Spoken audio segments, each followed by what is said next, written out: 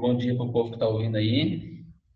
Bom dia para a Ângela, que fez uma apresentação agora que eu gostaria que ela tivesse feito há uns 4 anos atrás. Porque, assim, quando você precisa, você não acha nada. Aí depois que você já usou, você se matou, você se fudeu, aí vem uma pessoa falando, tem uma ferramenta assim bem legal.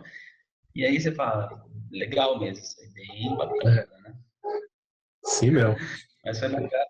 Assim, eu fiz em tom de brincadeira lá as ideias de o site ser legal, não, porque quando eu preciso, eu tenho que fazer VPN, realmente, é bem difícil mesmo conseguir alguns tipos de artigos e tal. Então, por isso que aqui no Brasil, o que a Ana falou, é complicado, né? Mas eu gostei bastante dessa ferramenta.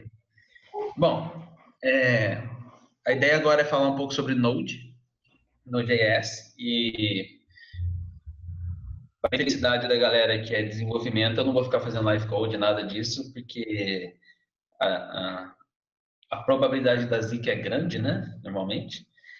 E a ideia realmente é só explicar onde que dá para se usar Node hoje. Eu sei que depois vai ter um cara que vai falar de APIs testáveis, aí nós esperamos todos que ele vá fazer live code mesmo, né? Então eu vou deixar para ele depois. Legal? Bom, aí tá os canais que o pessoal pode me encontrar, é, normalmente, né? Mais comumente. Ah, e a ideia inicial é eu apresentar os conceitos básicos de Node hoje. Bom, esse aqui é o meu perfil, meu currículo, né? Eu sou mestrado em inovação em comunicação. Eu fiz faculdade de tecnologia de ADS e eu trabalho com educação há um bom tempo já faz 6 anos, na verdade. E assim, galera, se vocês verem um galo cantando de fundo, eu tenho vontade de, tipo, tripar esse galo, mas não tá no meu quintal, entendeu? Então, não liga não. Deixa ele cantar, que é o som de fundo nosso hoje aí. Mas de boa. Então, e como eu trabalho com educação há um bom tempo, eu venho fazendo alguns cursos na área. Vocês estão ouvindo, eu acho, né? Tá zoado. Ah, tá, Então, tá bem baixo, dá pra ficar de boa. Pra você dá está pra alto aí, né? Pra nós aqui está baixo. finge que é uma rave, uma coisa eletrônica, né? É. Eu vou fechar a porta que eu acho que ajuda. Os vizinhos vêm do sítio e acham que a gente mora no sítio ainda, entendeu? Não é foda, né? Hum. Então, gente, e como eu venho trabalhando com educação há um bom tempo aí, eu tenho alguns cursos na área, né? E o foco das minhas palestras ou desses seminários que eu apresento é sempre voltado mais para a parte didática, de por onde ir e tal. Até mesmo porque, como a gente trabalha com educação, a gente não consegue dedicar 100% do nosso tempo na parte técnica, né?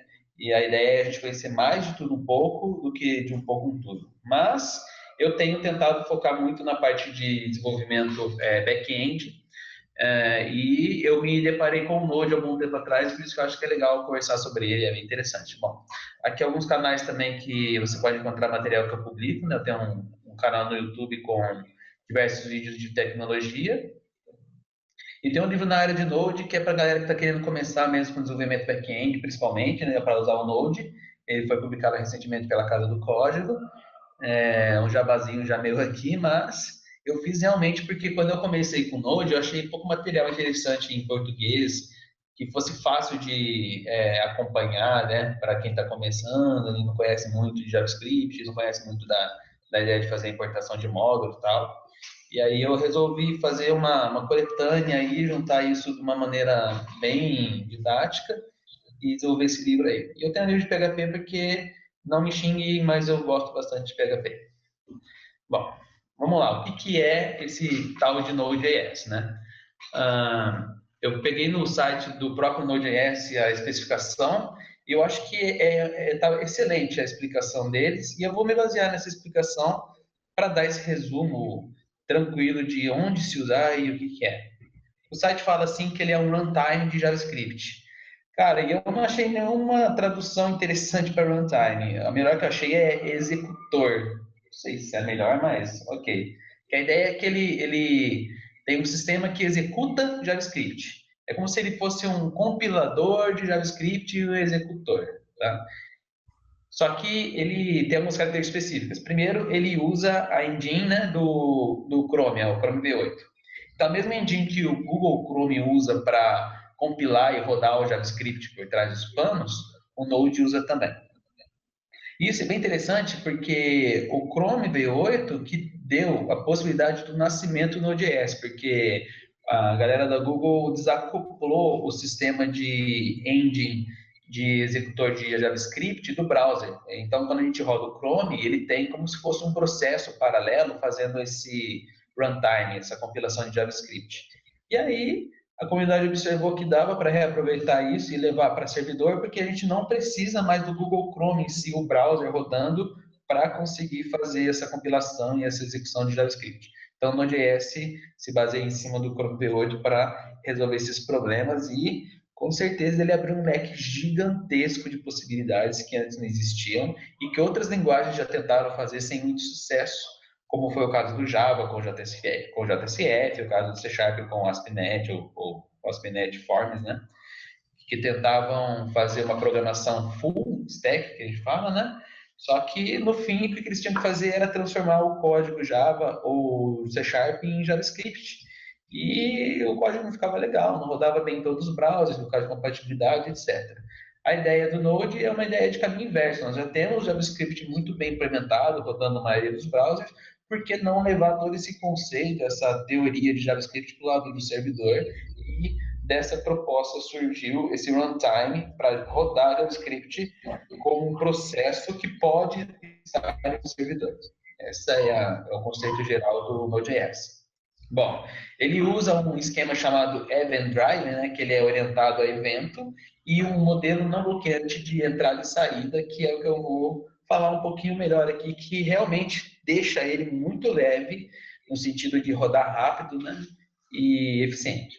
Bom, como que funciona por padrão um servidor web? É lógico que hoje, depois do surgimento do Node, isso tudo está mudando muito rápido. Tanto Java como C Sharp têm adotado sistemas parecidos com o Node para melhorar o desempenho deles, mas tradicionalmente funciona assim: quando uma pessoa vai para um servidor web, esse servidor web cria internamente uma nova thread para atender essa requisição da pessoa. Eu não sei se aparece o meu mouse aí, aparece, né? Parece. Beleza, eu vou usar ele para apontar então. Então, olha lá, um novo cliente lá em um browser faz uma requisição para o servidor e o servidor cria uma thread só para tratar dessa requisição. Então, para cada nova requisição feita para o servidor, existe uma nova thread nascendo no servidor. E a gente não precisa nem conversar sobre isso, mas todos sabemos, eu espero que saibamos, que uma thread ela consome recursos de memória, processamento, só para ser criada e para ser mantida lá no pool de threads. Isso já é uma desvantagem, só que isso otimiza porque permite paralelizar as requisições. Ninguém precisa ficar esperando outra pessoa para ser atendida pelo servidor. O servidor consegue atender várias pessoas aí numa mesma porta ao mesmo tempo.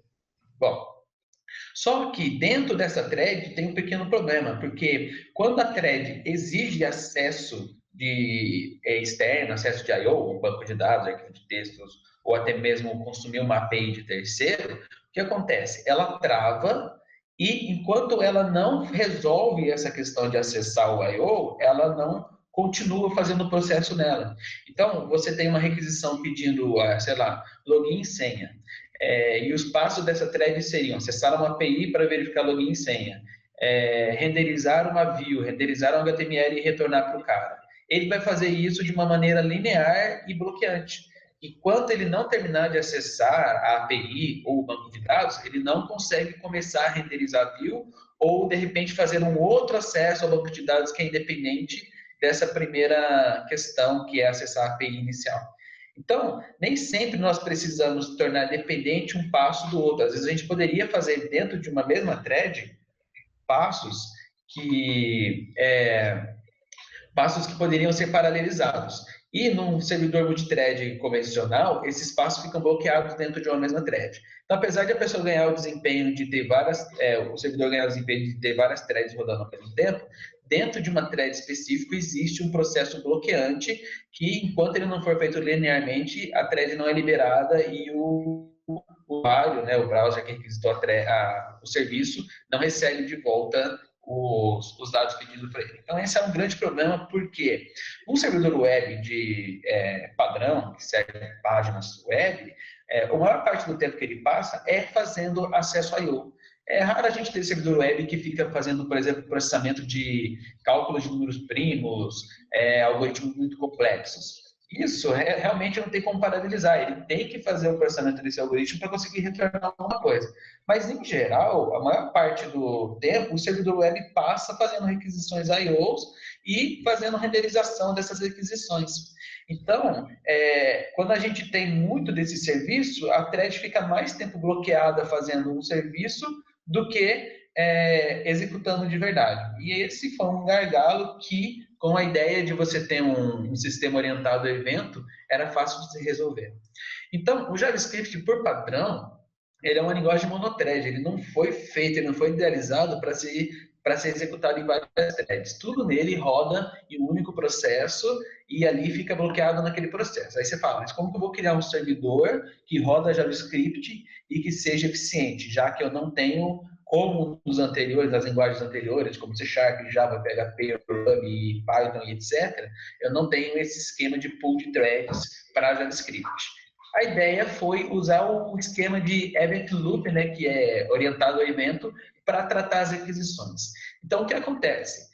Parece meio bizarro, assim, quando eu comecei, eu achei bem bizarro a ideia, porque parece bem arcaica e bem disfuncional, mas, na verdade, provou-se, né, tem se provado ao longo do tempo, e eu, inclusive, nos meus vídeos cito vários artigos científicos que tratam sobre essas pesquisas, científicos mesmo, né, porque como a Angela mostrou, eu vou lá na I3E e consigo, como a VPN, baixar o artigo de uma maneira não ilegal, né? Eu cito vários artigos que mostram que ele tem se mostrado mais eficiente mesmo sendo rodando numa thread só. Porque o que ele faz?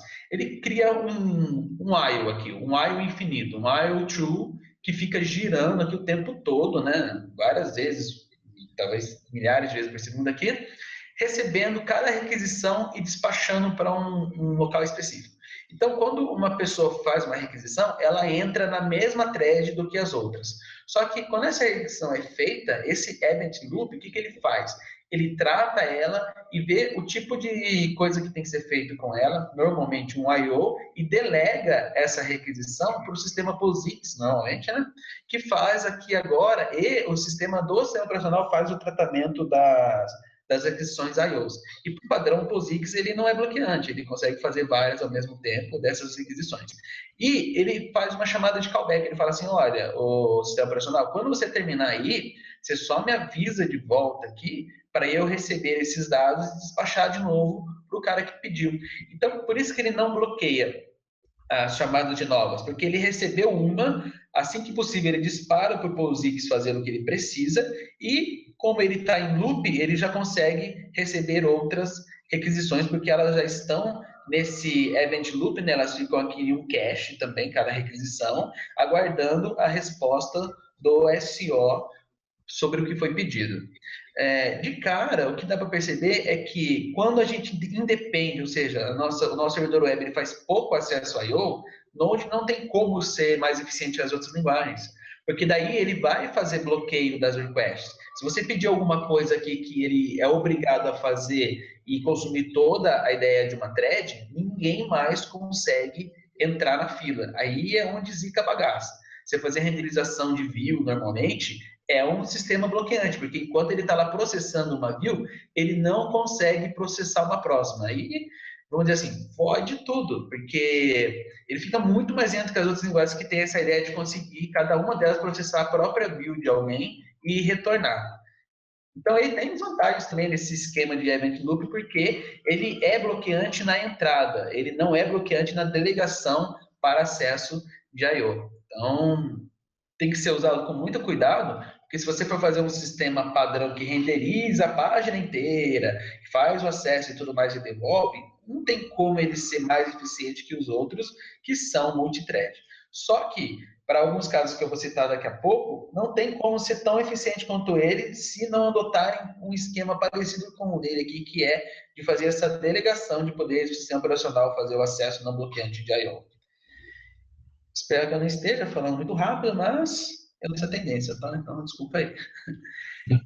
No geral, então, ele tem uma thread só e ele faz essa delegação não bloqueante, ou seja, quando a pessoa envia uma requisição, ele consegue fazer vários acessos sem bloquear essa requisição, diferente dos sistemas anteriores que uma thread faz ela faz linearmente o código que tem que ser executado. E por causa desse event loop, o Node.js garante que isso seja diferente. E por isso ele é tão interessante para algumas aplicações aí, que eu vou falar agora para vocês quais são as ideias principais de aplicações com Node.js. Bom, só o fato de a gente ter levado o JavaScript para o lado do servidor abriu infinitas possibilidades, porque o JavaScript já é uma linguagem, na verdade, a única, né, que um browser processa nativamente, e ela vem amadurecendo ao longo dos anos, principalmente com as últimas especificações. A galera que está estudando React consegue ver isso aí, as últimas especificações do JavaScript possibilitaram uma série de mudanças e melhorias aí em como a gente programa. Então, por que você deveria aprender sobre Node.js? Eu digo sobre Node.js porque a gente não aprende Node.js. Node.js, como eu disse, ele é um cara que executa alguma coisa. Ele não é uma linguagem, ele não é uma plataforma. É que a gente acaba usando o termo Node.js para dizer sobre várias coisas diferentes, né? E então, por que a gente deveria aprender sobre o Node.js? Porque aprender sobre como funciona o Node.js, como é o mecanismo de operação dele, ou o ecossistema em que envolve Node.js, garante, por exemplo, que a gente desenvolva excelentes plataformas voltadas para o front-end. Então, essas tecnologias que a gente ouve falar muito hoje em dia, Angular, React, Ruby, Webpack e outras mais, elas só surgiram, só foram capazes de surgirem porque existe o Node.js. O Node.js possibilitou que boa parte dessas questões fossem resolvidas do lado do servidor. Ele trouxe um ecossistema gigantesco de possibilidades para surgir essas ferramentas. Então, eu deixei aqui embaixo a descriçãozinha de onde eu tirei esse mapazinho, não foi eu que fiz, né? Mas eu achei ele bem legal para explicar como que o Node.js influenciou no desenvolvimento front-end. Então, nós temos aqui o JavaScript, que é a linguagem padrão, né? A gente tem as especificações ES6 e um superset. Eu acho que até alguém vai falar sobre TypeScript hoje aí, né? É um superset da linguagem, que, por exemplo, o TypeScript só é possível porque nós temos Node.js fazendo algum bundle, fazendo algum tipo de pré-processamento para transformar TypeScript novamente em JavaScript e os browsers poderem reconhecer. Então, assim, você não precisa aprender a programar JavaScript para o servidor para fazer um site para usar Node.js. Na verdade, toda vez que você usa TypeScript, você está usando ferramentas fornecidas pelo Node.js. E é legal você entender os conceitos de Node.js para você simplesmente não ficar naquela ideia, eu sei que o comando é esse, eu não tenho nem ideia do que ele faz, mas eu só vou usar. Porque a gente já sabe que isso é bem perigoso, né? Bom, então a partir do JavaScript nós temos aqui os test runners, que a gente faz minimificação de CSS em JavaScript, faz pré-compilações, cria pré-processadores de CSS, que nem o SAS e o LESS, né? E a gente tem esses test runners rodando em cima dos conceitos do ecossistema que o Node.js trouxe para nós, como por exemplo o NPM, né? Que aqui tem a linha de gerenciador de pacotes, que é o NPM, e o Yarn, né? Yarn, que é baseado no NPM também. Então, esses caras aqui, foi o Node.js que trouxe esses caras para a comunidade, que trouxe essas ferramentas que possibilitam, por exemplo, a execução de um loop. O loop nada mais é do que um arquivo JSON que usa, no fundo, com compilações de um NPM que roda em cima do Node.js para fazer o que ele pede, as modificações e tudo mais.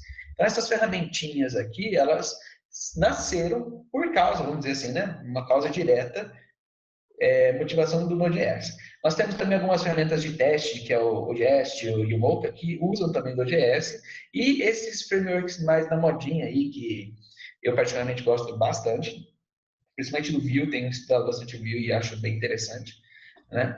Que eles também usam pré-compiladores que vão de cara cair ou no NPM ou no executor de Node.js. Então não tem como fugir muito dessa plataforma e não tem como fugir muito dessas ferramentas hoje se a gente quiser fazer aí front-ends ou web aplicativos profissionais.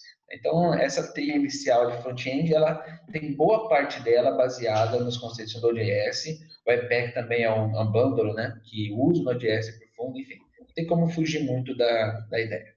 Já na parte back-end, ele trouxe a importância de se programar JavaScript para back-end que antes não existia. Existiam outras iniciativas, mas quem popularizou mesmo e quem solidificou isso no mercado foi o Node.js. Então, ele traz para a gente aqui uma série de ferramentais, que nem como um gerenciador de pacotes, que faz a importação de módulos de terceiros, que hoje já é o maior repositório mundial aí de módulos, né? É o NPM. Ele traz alguns frameworks para se desenvolver aplicações web server-side, que nem o Express. O Express é o mais conhecido, mas tem outros aqui também que fazem a mesma coisa, que é, ao invés de programar em Ruby, por exemplo, eu posso programar usando JavaScript, e esses frameworks, eles fazem o que faz o Rails, por exemplo, para o Ruby, né? Então, eles facilitam aí a utilização, a criação de rotas, criação de middlewares, tudo baseado em JavaScript. E também temos dezenas de ferramentas para teste unitário, teste de comportamento, enfim. Tudo que a gente faz em uma outra linguagem padrão para server-side, hoje a gente consegue fazer também com o ambiente de Node.js, e é bem comum a gente ver isso acontecendo hoje, porque, como eu disse, esse sistema não bloqueante dele tem bastante vantagens. Bom, outra opção de usar Node.js hoje, e está ficando famosa cada dia mais, é a ideia de usar Node.js para desktop. A gente tem essa iniciativa que surgiu lá com o pessoal do GitHub, né? Quando eles criaram o Atom, eles viram que dava para desenvolver uma plataforma que permitisse as pessoas programarem para desktop usando JavaScript. Então, o próprio Electron no site, né, eles dizem que é uma plataforma para a criação de aplicativos desktops baseados nas tecnologias web que são bem tradicionais, JavaScript, HTML, CSS. Dessa forma, a gente não precisa mais ficar se matando, que nem eu vejo muita gente aí discutindo, o que é melhor para programar desktop? Tem gente que usa Swing em Java ainda, né? E sabe o quanto é complicado isso, porque o pessoal do Java não se importa realmente em atualizar nada para desktop. O pessoal apela para C Sharp, né? Porque tem o Visual Studio, tem uma série de ferramentais excelentes lá, o WPF, mas aí a gente tem problemas de cross-plataforma, né? Mandar para Linux e iOS, enfim. Então tem uma série de discussões de como fazer aplicações desktop, apesar de elas serem bem poucas hoje comparado às aplicações web, mas existem ainda e são importantes. E a galera falou, pô, vamos usar JavaScript também aqui para esse momento, né, de desenvolver para desktop. A gente reaproveita uma série de ferramentais prontas e deixa multiplataforma, já que ele está rodando no fundo, como o colega lá do Cordova falou, no fundo ele está rodando uma web view aqui e renderizando tudo isso. Tem dezenas já de aplicações que usam esse cara, o Slack é uma delas, né? E para o pessoal saber aí que está interessante e não é difícil de fazer, tem bastante material já na internet sobre. Então é mais uma aplicação que o Node.js está presente. Você precisa ser expert em Node.js, mas conhecer os ferramentais que ele traz são bem importantes para abrir esse leque de desenvolvimento. Bom, a próxima, e essa aqui é uma das mais famosas, né, aplicações para você fazer real time no site, né? Você quer fazer, o mais comum é fazer um chatzinho lá, real time, né? E ao invés de você ficar fazendo um loop de chamadas Ajax, que não é nem um pouco, vamos dizer assim, profissional, né? Você pode usar os novos conceitos de WebSockets aí, que os browsers têm implementado já a maioria deles. E o Socket.io, por exemplo, é uma biblioteca baseada em JavaScript que usa o ecossistema do Node para fazer essas aplicações de real-time. Então, como a gente já tem uma biblioteca testada, bem antiga já e uma comunidade bem grande, você pode usar ela para fazer esse tipo de aplicações e aí não tem jeito. Você vai acabar caindo em JavaScript, vai acabar caindo em conceitos de Node.js, mas o motivo é de se conhecer um pouco da plataforma. Vocês estão vendo que eu estou incentivando o uso, porque para mim foi meio que de gaiato também. Eu queria desenvolver alguns sistemas e não tinha jeito. Toda hora que eu caía em conceitos que abordavam, que falavam sobre Node.js. Eu falei, porra, vou ter que estudar essa merda. Bom, e aí eu vi que não era uma merda, que era bem legal. Ok, nós temos migrado também, o pessoal da comunidade JavaScript está tentando dominar o mundo, né? Como todo mundo sabe aí.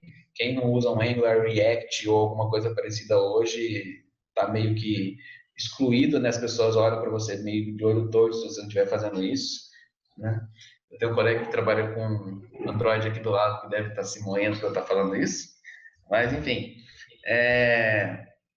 O pessoal está levando também a ideia de JavaScript, usando sempre, né, a plataforma que o Node trouxe, para as IoTs. Então, essa daqui, o Johnny 5, é uma das bibliotecas que você pega lá, importa, roda no Arduino e faz uma série de simulações usando JavaScript e não precisa ficar programando em C puro, direto no firmware e tal. E, cara, é bem legal, porque você reaproveita um monte de conhecimento que você já tem para desenvolver em outras plataformas, como aqui no caso o Arduino e outras mais. E não tem só essa biblioteca, eu trouxe dois exemplos. A Johnny Five é a mais comum, a mais famosinha, mas tem essa também que é baseada nos preceitos do Cylons, dos Battlestar Galactica aqui, né? Ele traz um monte de plugins prontinhos para você fazer controle e automatização residencial, tá? Usando JavaScript, sem ter quase nenhum conhecimento de eletrônica, muito pouco que você conhece, você consegue desenvolver para Arduino e outras plataformas parecidas aí. Então, é mais uma aplicação do ambiente, né, do sistema, do ecossistema Node.js. Agora, se você falar, poxa, mas qual é realmente a grande oportunidade que eu tenho com o Node.js? Se eu tivesse que aprender mesmo, para onde você indicaria, né? Eu indicaria para essas duas aplicações específicas. Primeiro, a criação de APIs, porque uma API ela trabalha só com requisição e resposta baseada em dados. Normalmente a gente tem um JSON ou um XML trafegando aí. E como eu não preciso ficar fazendo renderização de páginas quando eu uso uma API, a API ela é muito baseada em acesso I/O. Ela faz esse acesso I/O para resgatar dados e enviar. E para essa situação do Node.js é excelente. Ele, na verdade, foi basicamente feito pensando-se nessas oportunidades de trafegar dados, de fazer requisição I/O, e uma API tem todas essas características. Então, para desenvolver uma API hoje, a gente vê várias stacks de desenvolvimento baseadas em Node.js, justamente por causa dessa eficiência que ele traz, dessa velocidade e da facilidade de criação dessas APIs usando a plataforma.